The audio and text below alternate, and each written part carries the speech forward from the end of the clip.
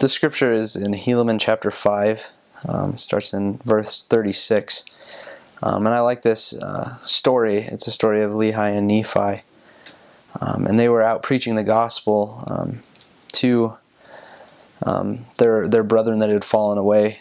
And they were rejected, and they were actually cast into prison.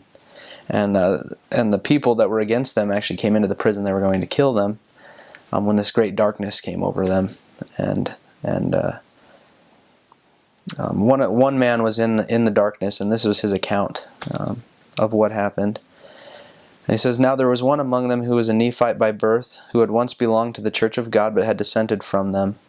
And it came to pass that he turned him about, and behold, he saw through the cloud of darkness the faces of Nephi and Lehi. And behold, they did shine exceedingly, even as the faces of angels.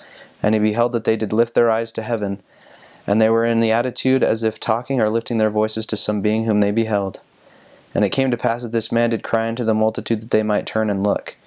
And behold, there was power given unto them that they did turn and look. And they did behold the faces of Nephi and Lehi.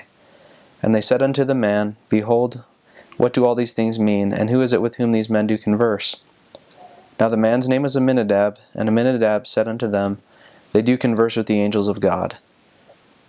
And I just really like the scripture because there's so many people around that are in darkness, that are scared, that don't know the truth, don't know what's going on.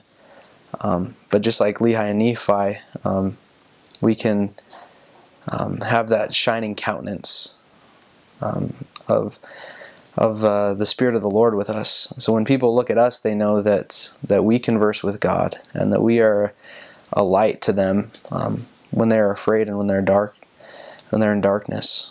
And that's why that's one of my favorite scriptures.